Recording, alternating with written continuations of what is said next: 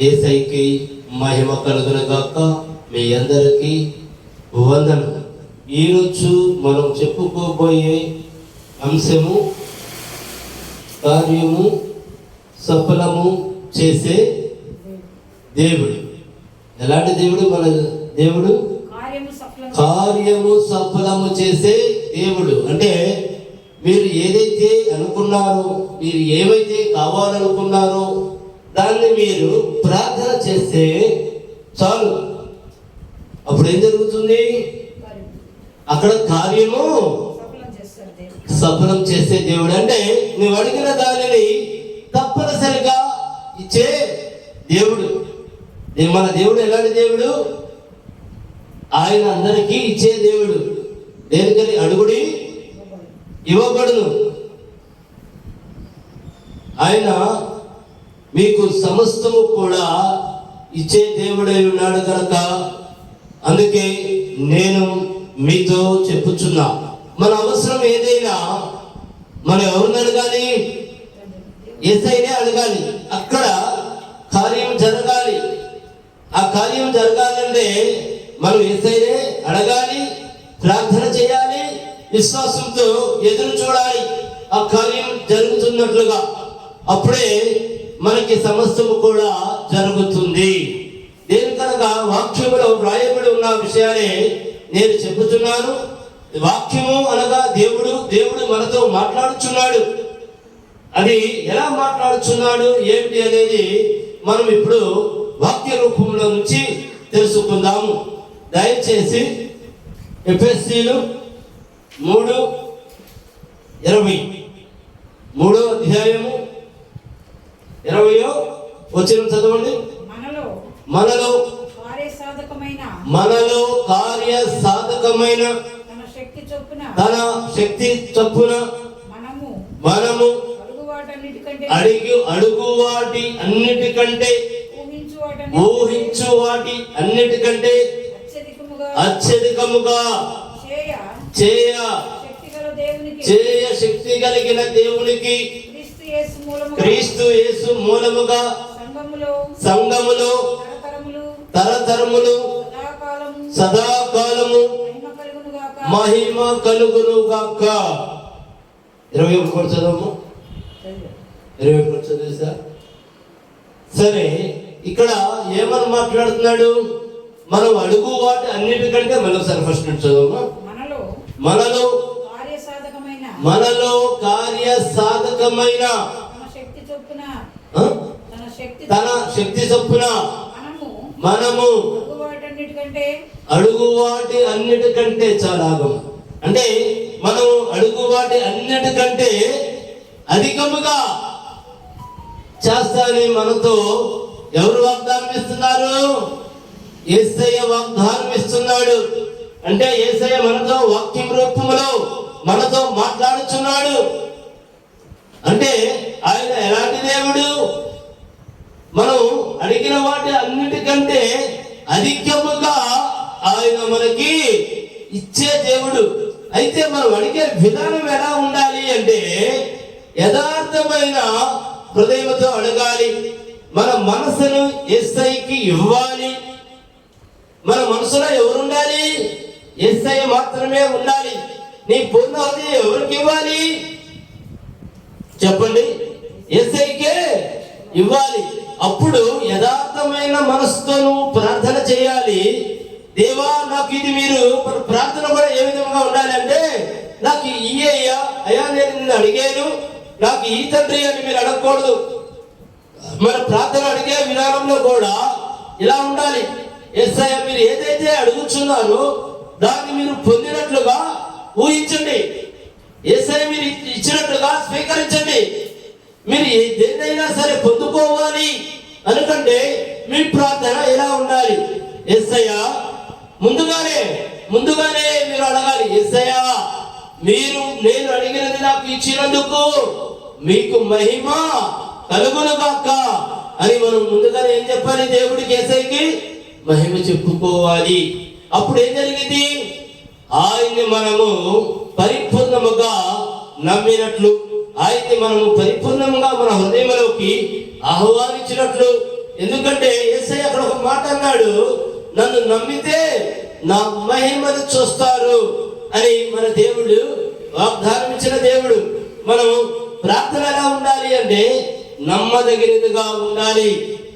ఒకసారి మనం యేసయ్యని ఏదైనా ప్రార్థించేమో అంటే మీరు ఎన్నిసార్లు అయినా చేయండి, ఆ ప్రార్థన చేయండి. మీరు పొందుకునేంత వరకు మేము పొందుకున్నాము అని మీరు చేస్తా ఉండాలి. ఎందుకంటే ఆయన గొప్ప దేవుడు. నువ్వు ఏదైతే అనుకున్నావో దానిని నీకు ఇవ్వగలిగిన దేవుడు, ఇచ్చిన దేవుడు అని మనం నమ్మాలి. ఇంకొకసారి చదవమ్మా.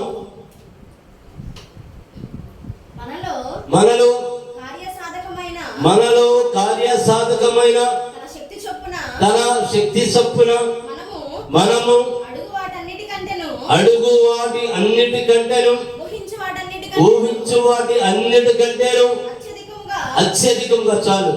ఏమంటున్నాడు? నువ్వు దేన్నైతే అడుగుతావో, నువ్వు దేన్నైతే ఊహిస్తావో వాటిలన్నిటికన్నా కూడా అత్యధికముగా చెయ్యగలిగిన శక్తి కలిగిన దేవుడిగా నేను. నువ్వు అనుకుంటున్నావేమో యేసయ్యను ప్రార్థన చేసి జరిగిద్దాని 100కి 100% జరిగింది. ఇది నేను చెప్పుచున్న మాట కాదు, బైబిల్లో వ్రాయబడి ఉన్న మాట. బైబిల్లో వ్రాయబడి ఉన్న మాట అంటే దేవుడు మనతో మాట్లాడుచున్నాడు అని అర్థం. దేనికంటే ఇప్పుడు వాక్యం రూపంలో యేసయ్య మనతో మాట్లాడుచున్నాడు. మనం ఒకటి అడిగితే ఆయన 2 కాదు 3 కాదు ఎన్నో అధికముగా నీకు ఇవ్వగలిగిన దేవుడు. నువ్వు అభివృద్ధిని కోరుకుంటున్నావా? నువ్వు అభివృద్ధిని అడుగుచున్నావా? నీవు అడిగిన అభివృద్ధి కన్నా కొన్ని 100 రెట్ల అభివృద్ధిని నీకు దయచేయగలిగిన దేవుడు, దయచేసిన దేవుడని నువ్వు నమ్మాలి. అనారోగ్యంగా ఉన్నావా? నువ్వు ఆరోగ్యాన్ని కోరుకుంటున్నావా? మంచంలో ఉన్న నిన్ను లెగిసి పరిగెత్తేటట్లు చేయగలిగిన దేవుడు, అంత గొప్ప దేవుడు. నువ్వు ఆపదల్లో ఉన్నావా? నీ చుట్టూ ఉన్న ఆపదల్ని పారదోలగలిగిన దేవుడు మన యేసయ్య. అంత గొప్ప దేవుడు. ఎందుకంటే నువ్వు ఊహించినట్ల కన్నా కూడా అధికముగా చేయగలిగిన దేవుడు. నీ చుట్టూ శత్రువులు ఉన్నారా? ఆ శత్రువులు నీ కంటికి కనపడకుండా పారదోలగలిగిన దేవుడు ఆయన. నువ్వు చేయవలసింది ప్రార్థనే. నువ్వు చీకటి శక్తులతో కొట్టుకులాడుచున్నావా? ఏ పని వెళ్తున్నా నీకు ఆ పని ఎదురొస్తుందా? అయితే నువ్వు చేయవలసింది ఒకటి ఉంది, ప్రార్థన చేయి. నువ్వు ప్రార్థన చేస్తే నువ్వు అనుకున్న దానికన్నా అత్యధికమైన మేలుని నువ్వు పొందుకోగలుగుతావు. నువ్వు ఊహించిన దానికన్నా అధికమైన మేలుని నువ్వు పొందుకోగలుగుతావు. ఎప్పుడు, ఎలా అంటే నువ్వు ప్రార్థన చేయాలి. బలమైన విశ్వాసంతో నువ్వు ప్రార్థన చేస్తే నువ్వు అడిగే ఆజ్ఞ కన్నా కూడా యేసయ్య నీకు అధికముగా ఇస్తున్నాడు. చదువమ్మా మళ్ళీ ఫస్ట్ నుండి. అమ్మా లైట్ వేసి నా కళ్ళలో పడుతుంది.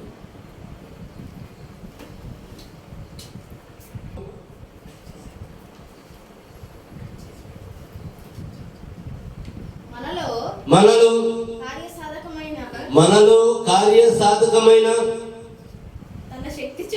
తన శక్తి చొప్పున మనము అడుగు వాటి అన్నిటికంటేను ఊహించు వాటి అన్నిటికంటేను అత్యధికముగా చేయ శక్తి గల దేవునికి క్రీస్తు ఎవరి మూలంగా నీకు ఎన్ని సాధ్యం అవ్వాలంటే ఎవరి మూలంగా?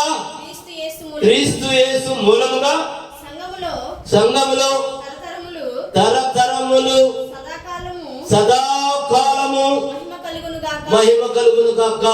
ఇవన్నీ ఎవరి మూలంగా నీకు సదాకాలము?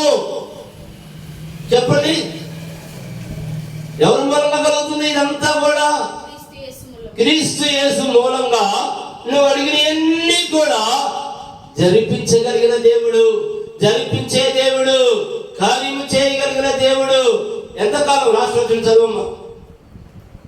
క్రీస్తు యేసు మూలముగా సంఘములో తరతరములు సదాకాలము మహిమ కలుగును గాక. సదాకాలము అంటే మనము జీవించి ఉన్నంత వరకు ఆయన ఏమంటున్నాడు? మీరు ఊహించిన దానికన్నా అత్యధికముగా చేయగలిగిన దేవుడిని నేనే అంటున్నాడు. మీరు విశ్వాసముతో ప్రార్థన చేయండి. మీరు ఏ ప్రాబ్లమ్స్ లో ఉన్నారో, మీరు ఏ ఇబ్బందుల్లో ఉన్నారో, మీరు ఏ వ్యాధులతో ఉన్నారో, మీరు ఏ అప్పులతో ఉన్నారో, మీరు ఏ శత్రు బాధతో ఉన్నారో, ఏ పీడశక్తులతో పీడించబడుచున్నారో, మీరు విశ్వాసంగా ప్రార్థన చేయండి. వాటినన్నిటిని మీ నుండి దూరపరిచి మీరు ఊహించిన దానికన్నా అధికమైన మేలులు నేను చేస్తానని యేసయ్య చెప్పుచున్నాడు. కనుక విశ్వాసంతో ప్రార్థన చేయమని నేను యేసు నామం పేరిట మిమ్మల్ని అడుగుచున్నాను. మరొక వాక్య భాగానికి వెళ్దాము. యెషయా 41:13 చదవము. యెషయా 41 అధ్యాయము 13 వచనం. నీ దేవుడైన యెహోవానగు నేను భయపడకము నేను నీకు సహాయము చేసేదనని చెప్పుచు నీ కుడి చేతిని పట్టుకొనుచున్నాను అని పట్టుకొనుచున్నాను. 14 చదువు. పురుగు వంటి యాకోబు స్వల్ప జనమగు ఇశ్రాయేలును భయపడకుడి నేను నీకు సహాయము చేయుచున్నాను అని యెహోవా సెలవిచ్చుచున్నాడు. ఎందుకంటే ఆయన ఎలాంటి దేవుడు? ఎందుకంటే ఒక చిన్న విషయం చెప్తున్నాను. మీరు సమయం ఉన్నప్పుడు ప్రతి ఒక్కరూ బైబిల్ చదవడానికి ప్రయత్నించండి. ఎందుకంటే మీరు ఎప్పుడైతే బైబిల్ చదువుతారో మీరు అప్పుడు బలపడతారు, విశ్వాసంలో బలపడతారు. నా దేవుడు నాతో ఉన్నాడు, నాకేమీ కాదు, నన్ను రక్షించే దేవుడు నాతో ఉన్నాడు, నా మీద వరాలు కొనమరించే దేవుడు నాతో ఉన్నాడు, నన్ను ఆదరించే దేవుడు నాతో ఉన్నాడు, నాతో నడిచే దేవుడు నాతో ఉన్నాడు, నన్ను తన అరిచేతుల మీద నడిపించుకుని నన్ను రక్షించుకునే దేవుడు నాతో ఉన్నాడు అని మీకు విశ్వాసం కలిగింది. అందుకే సమయం ఉన్నప్పుడు బైబిల్ చదవమని కోరుకుంటున్నాను యేసు నామములో. మరోసారి ఫస్ట్ చదవము. నీ దేవుడైన యెహోవానగు నేను భయపడకము నేను నీకు ఒక్క నిమిషం అమ్మ. ఏమంటున్నాడు ఇక్కడ? నీ దేవుడునైనా యెహోవానగు నేను నీకు సహాయము చేసేదనని. ఒక్క నిమిషం. ఎవరు మనకు సహాయం చేస్తున్నారు? మనుషులు సహాయం చేస్తారు అన్నాడా? నీ స్నేహితులు సహాయం చేస్తా అన్నారా? నీ బంధుమిత్రులు సహాయం చేస్తా అన్నారా? అనరా. నీకు సహాయం చేయగలిగిన వాడిని నేనే. ఎందుకని చేయాలి? ఆయన మన సృష్టికర్త కనుక, ఆయన మన దేవుడు కనుక, ఆయన మనల్ని ప్రేమించుచున్నాడు కనుక మనం ఏ ఒక్కరు కూడా నశించిపోవటం మన దేవుడికి ఇష్టము లేదు కనుక ఆయన వాగ్దానము ఇచ్చిన దేవుడు. ఏమని ఇంకొకసారి చదువమ్మా.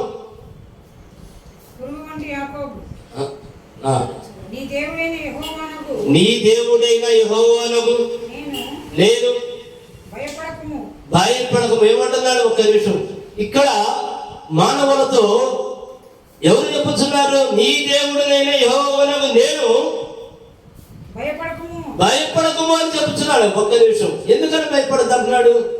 ఆయన సర్వ సృష్టించిన సృష్టికర్త.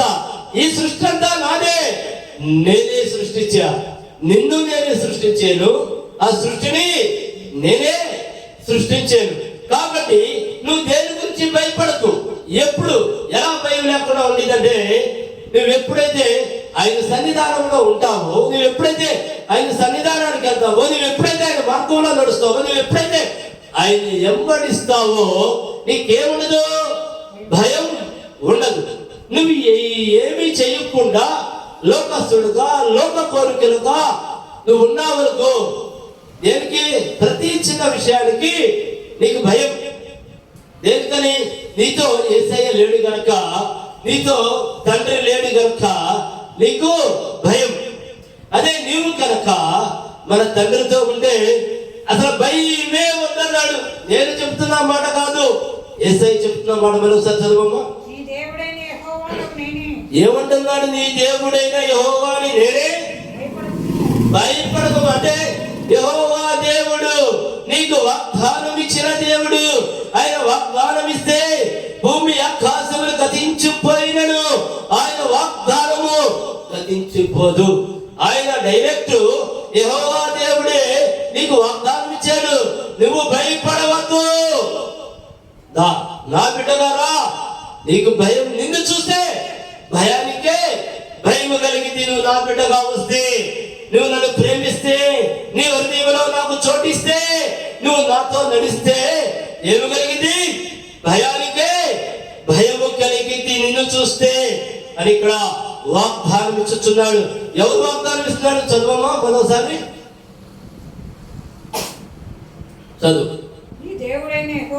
నీ దేవుడైన యెహోవానగు నేను భయపడకము, నేను నీకు ఇక్కడ ఎలాంటి వాగ్దానం ఇస్తున్నాడు? నేను నీకు సహాయం చేసేది ఎవరంటే ఆయనే. ఎవరు? యెహోవా దేవుడే. నువ్వు భయపడకము, నేను నీకు సహాయం చేస్తానని చెప్పుచు నీ కుడి చేతిని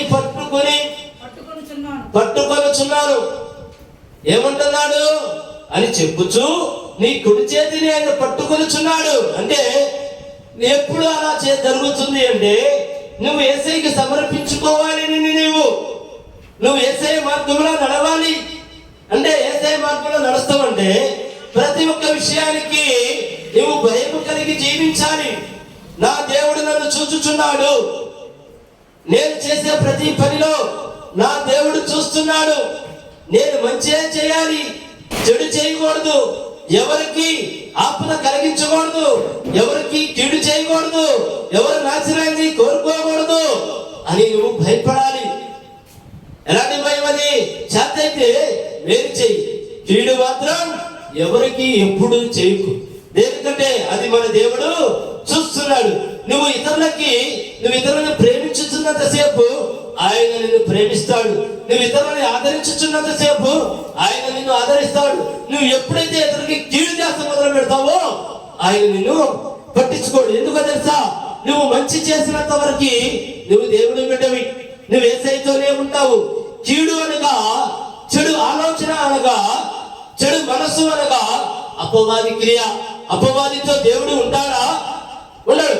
అందుకే మనం అందరం కూడా మంచి పనులు చేస్తున్నంత వరకు మనలో ఎవరుంటారు? యేసయ్య ఉంటాడు. యేసయ్య అనగా మంచి కార్యాలు, మంచి ఆలోచనలు, మంచి అభివృద్ధి ఇవన్నీ ఎవరిలో ఉన్నాయి అంటే యేసయ్యలోనే ఉన్నాయి. చెడ్డ కార్యములు, కీడు అనగా ఇవన్నీ ఎవరిలో ఉండే ఈ గుణాలన్నీ అపవాది గాడికి ఉంటాయి. అందుకే నువ్వు మంచి చేసినంత వరకు, నువ్వు జనాన్ని మంచిగా ప్రేమిస్తున్నంత వరకు ఎవరుంటారు నీలో? చెప్పండి. యేసయ్య నీలో ఉంటాడు, నీ చేయి పట్టుకొని కూడా నడిపిస్తాడు అని ఇక్కడ వాగ్దానం ఇస్తున్నాడు. ఎంతమందికి మీలో యేసయ్య చేయి పట్టుకొని నడిపియాలనుకుంటున్నా చెప్పండి, చెప్పాలి. ఎంతో మంది అనుకరిస్తున్నారు. మనందరం కూడా అలా తండ్రి మన చేయి పట్టుకొని నడవాలని ఆశపడుతున్నా ప్రతి ఒక్కరికి కూడా ఏ తప్పు చేయకుండా ఉందాం, మనలో ఏ చెడ్డ ఆలోచన లేకుండా ఉందాం. మన హృదయంలో ఆలోచన మొదలవగానే ఫస్ట్ చేసేది ఎవరికో తెలుసా? యేసయ్యకి. దేనికంటే ఆ హృదయాన్ని సృష్టించింది ఆయనే, నిన్ను సృష్టించింది ఆయనే, నీలో ప్రతి ఒక్క అవయవాన్ని సృష్టించింది ఆయనే. ఆయనకి తెలియదా? నీ కన్ను ఎటు చూస్తుందో ఆయనకి తెలియదా? నీ ఆలోచన ఏమైందో ఆయనకి తెలియదా? సమస్తము ఆయనకి తెలుసు గనక మనము ప్రతి విషయంలో కూడా తండ్రి బిడ్డగా ఉండాలి అంటే మనము భయపడాలి. అమ్మో నా కన్ను తప్పు చేసిందేమో, అమ్మో నా హృదయం తప్పు చేసిందేమో అని మనం ఎవరితో భయం కలిగి జీవిస్తే యేసయ్య మనం చెయ్యి పట్టుకొని నడిపిస్తాని వాగ్దానం ఇస్తున్నాడు. ఎలా అమ్మా? కుడి చెయ్యి పట్టుకుంటాను మరొకసారి. నీ దేవుడైన యెహోవానగు నేను భయపడకము, నేను నిన్ను నేను నీకు సహాయం చేసేదనని చెప్పుచు నీ కుడి చేతిని పట్టుకొనుచున్నాను. చూసారా, ఆయన మన చిన్నప్పుడు మన నాన్నమ్మటే మనం బజార్ వెళ్తున్నాం అనుకో, అయ్యో నా బిడ్డ ఎటు పరిగెత్తుతాడు, ఎటు తప్పిపోతాడు, ఎక్కడ కాలు జారి పడతాడు అని మనం ఏం చేస్తాం? చెయ్యి పట్టుకొని పసిబిడ్డని నడిపిస్తాం. మనము అందరము కూడా మన తండ్రికి పసిబిడ్డలమే. ఆయన మన చెయ్యి పట్టుకొని నడిపిస్తాడు. ఎప్పుడు? మనము ఆయనకి మన హృదయంలో చోటిచ్చినప్పుడు, ఆయన మన హృదయంలోకి ఆహ్వానించినప్పుడు, మన హృదయం నిండా ఆయన్నే నింపుకున్నప్పుడు, మనం యథార్థముగా ఉన్నప్పుడు, మనం ఏ పాపము చేయకుండా ఉన్నప్పుడు, మనం ఏ తప్పు చేయకుండా ఉన్నప్పుడు ఆయన మనతో ఉండి మనల్ని చెయ్యి పట్టి నడిపిస్తాను అని వాగ్దానం ఇచ్చుచున్న దేవుడు. సరే, మరొక వాక్య భాగానికి వెళ్దాం. 130వ కీర్తన 7వ వచనం.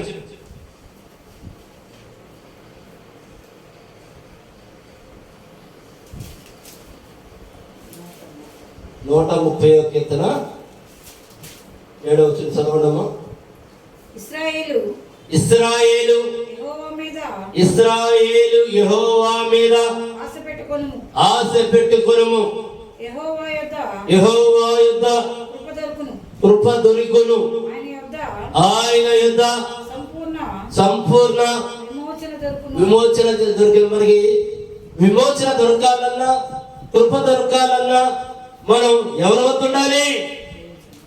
దేవుని సన్నిధానంలో ఉండాలి. అప్పుడు ఉంటే ఏమవుతుంది చెప్పండి? ఇంకొకసారి చదవమ్మా. ఇశ్రాయేలు యెహోవా మీద ఆశ పెట్టుకో. చాలు. మనం ఏం చేయాలి? ఆయన మీద, యెహోవా తండ్రి మీద, యేసయ్య మీద మనం ఆశ పెట్టుకోవాలి. ఎలాంటి ఆశ? అది ఎలాంటి మంచి ఆశ ఉండాలి.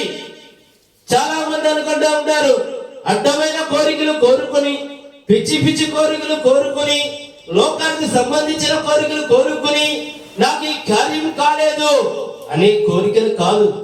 మంచి ఆలోచన, మంచి తలంపుతో మీరు అడగాలి.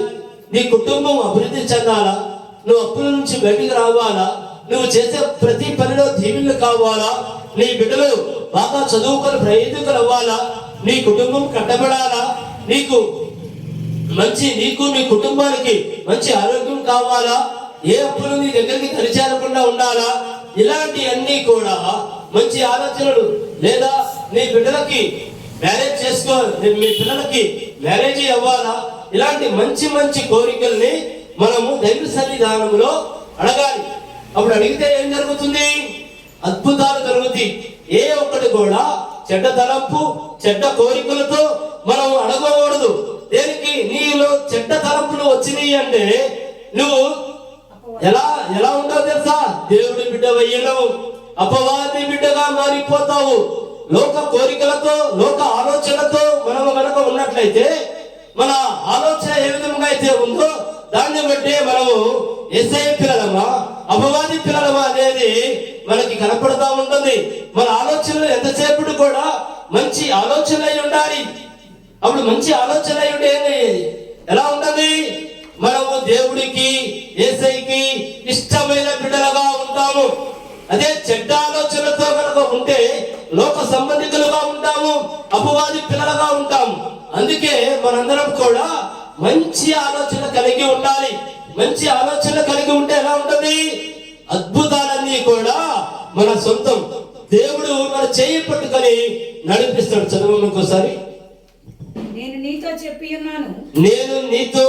ఉన్నాను, నీకు తోడై ఉన్నాను, భయపడకము, నేను నీ దేవుడనై ఉన్నాను, దిగులు పడకము, నేను నిన్ను బలపరచును, నీకు సహాయము చేయువాడును నేనే. ఏమంటున్నాడు? నీకు ఎలాంటి సహాయం కావాలో నన్ను అడుగు, నీకు సమస్తమును చేయగలిగిన దేవుడిని నేనే. నీ బాధలు ప్రార్థించు, నన్ను వెంబడించు, నీ బాధలు పోతాయి, నీకున్న వ్యాధులు పోతాయి, నీకున్న అప్పులు పోతాయి, నీకున్న సమస్తము నీకు ఏదైతే కీడు తలపించాలి అనుకుంటుందో అవన్నీ కూడా దూరం అయిపోతాయి. ఎందుకంటే ఆయన మనకి సహాయం చేస్తానికి ఉన్నాడు. ఎవరు? మన యేసయ్య మనకి సహాయం చేస్తానికి ఉన్నాడు కనుక మనం ఎలా ఉండాలి? యథార్థమైన మనసుతో ఉండాలి. ఏ ఒక్కరికి కూడా మన నుండి కీడు జరగకూడదు, మేలు మాత్రమే జరగాలి, మంచి మాత్రమే చేయాలి. ఏ ఒక్కరికి మనము హాని చెయ్యకూడదు. అలా కనుక చెయ్యాలి అనే ఆలోచన కనుక ఉంటే మనం ఎంత ప్రార్థన చేసినా మనమైతే దేవుని బిడ్డలము అవ్వలేము. దయచేసి ఇది గమనించుకోండి. మన నుంచి ఏ ఒక్కరికి ఎలాంటి హాని జరగకూడదు. మనము దేవుడి బిడ్డలుగా జీవించాలి అంటే మన హృదయాన్ని ఎవరు చూస్తున్నారు? యేసయ్య చూచుచున్నాడు. కాబట్టి మనము ఎంతో భయముగా జీవించాలి. మనలోకి ఏ తప్పుడు ఆలోచన రాకూడదు. మనం నీతిగా జీవించినంత కాలము మనం యేసయ్య బిడ్డగా ఉంటాము. యేసయ్యకి మహిమ కలుగును గాక. మరొక వాక్య భాగానికి వెళ్దాం. ఇర్మియా 39:13. ఇర్మియా 39 అధ్యాయము 13వ వచనం.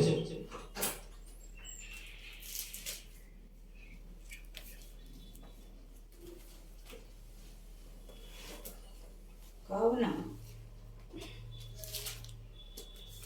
ఇర్మియా 39:18.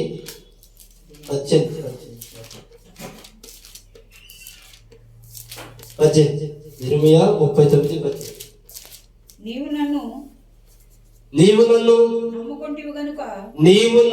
నమ్ముకుంటివి గనుక నిశ్చయముగా నేను నిన్ను తప్పించెదను. చాలు.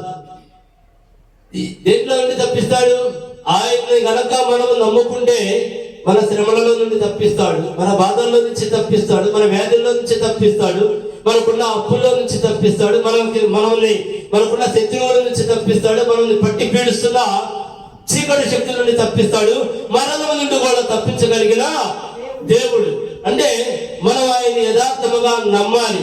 మనం గనక నమ్మినట్లయితే ఏ కీడు కూడా మన దగ్గరికి రావడానికి కూడా సాహసం చేయలేదు. ఎందుకంటే మనకు తెలియకపోవచ్చు మన ప్రార్థన ఎంత గొప్పదో, మన ప్రార్థన ఎంత బలమైందో, కానీ వాడికి తెలుసు. వాడు అనగా ఎవరు? అపవాదికి తెలుసు. నువ్వు ఎంతైతే ప్రార్థన చేస్తున్నావో అప్పుడు దేవదూతలు నీ చుట్టూ ఉంటారు. యేసయ్య యొక్క శక్తి నీతో ఉంటుంది. కాబట్టి నీ దగ్గరికి ఏ చెడు రావడానికి సాహసం చేయలేదు. నీకు కనిపించదు నీ శక్తి ఏమిటో, నీ ప్రార్థన శక్తి ఏమిటో నీకు కనిపించదు. కానీ నీ అపవాదికి తెలుసు. మనం ఎంత ప్రార్థన చేస్తుంటే అంత అపవాది మనకి దూరముగా ఉంటాడు. ఎందుకనగా అపవాది అనగా చీకటి, మన యేసయ్య అనగా వెలుగు. చీకటి ఎప్పుడు కూడా వెలుగుని జయించలేదు గనక మన దేవుడు ఆయన గొప్ప దేవుడు. ఎప్పుడైతే ప్రార్థన చేస్తావో ఆయన వెలుగు నిన్ను కమ్ముకొని ఉంటుంది. నిన్ను కమ్ముకొని ఉన్నప్పుడు ఆ చీకటి నిన్ను ఆవరించలేదు గనక ఎప్పుడు కూడా అపవాది క్రియలు, అపవాది పనులు అన్ని కూడా నీకు దూరముగా ఉంటాయి. అందుకే మనము ప్రార్థనలో బలము సంపాదించాలి, మన ప్రార్థనలో శక్తి సంపాదించాలి. అప్పుడే ఏ కీడు, ఏ వ్యాధి, ఏ బాధ, ఏ దరిద్రము ఏది కూడా నీ దగ్గరికి రావటానికి ఆలోచిస్తే. ఎందుకో తెలుసా? మనం చూస్తా కరెంటును పట్టుకోలేము. అలాగే చూస్తా అపవాది వాడికి తెలుసు. నీలో ప్రార్థనా శక్తి ఉంటే నిన్ను కనుక టచ్ అయితే వాడికి కరెంట్ షాక్ కొట్టింది. అందుకే నీ జోలికి కానీ నీ కుటుంబం జోలికి కానీ రాదు. అలా రాకుండా ఉండాలి అంటే ఏముండాలి? మనలో ప్రార్థనా శక్తి ఉండాలి. ప్రతి ఒక్కరూ దయచేసి ప్రార్థనా శక్తితో ఉండాలని నేను యేసయ్యని కోరుకుంటున్నాను. మనకి సమయం లేకపోవడం వల్ల రేపు వచ్చే వారము మళ్ళీ కూడా మనము ఇదే అంశం చెప్పుకుందాము. మన అంశము కార్యము సఫలము చేయగలిగిన దేవుడు. ప్రతి కార్యాన్ని కూడా ఆయన దృష్టికి మనం తీసుకెళ్ళినట్లయితే సమస్తము కూడా సాధ్యమే. అందుకని మళ్ళీ వచ్చే వారము మనం చెప్పుకుందాము. దయచేసి కనులు మూసుకుంటే ప్రార్థన చేసుకుందాం. మా గొప్ప దేవ, మా యేసయ్య, మా తండ్రి, అయా మాతో మీరున్నారు, మా చెయ్యి పట్టుకొని నడిపిస్తారు అని తండ్రి మీరు మాకు వాగ్దానం ఇచ్చిన దేవుడు తండ్రి.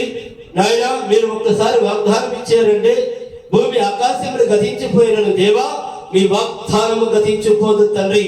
నాయన మేమందరము తండ్రి అయా యథార్థమైన హృదయముతో తండ్రి మా పూర్ణ హృదయములు మీకు అప్పచెప్పి దేవా నిరంతరము తండ్రి అయా మీరు ప్రార్థన చేస్తూ మేము జీవించే భాగ్యముని, మీ బిడ్డలుగా జీవించే భాగ్యముని మాకు దయచేయమని తండ్రి నజరేయుడైన యేసుక్రీస్తు నామములో ప్రార్థించి అడిగి వేడుకొనుచున్నాను మా ప్రియ పరలోకపు తండ్రి.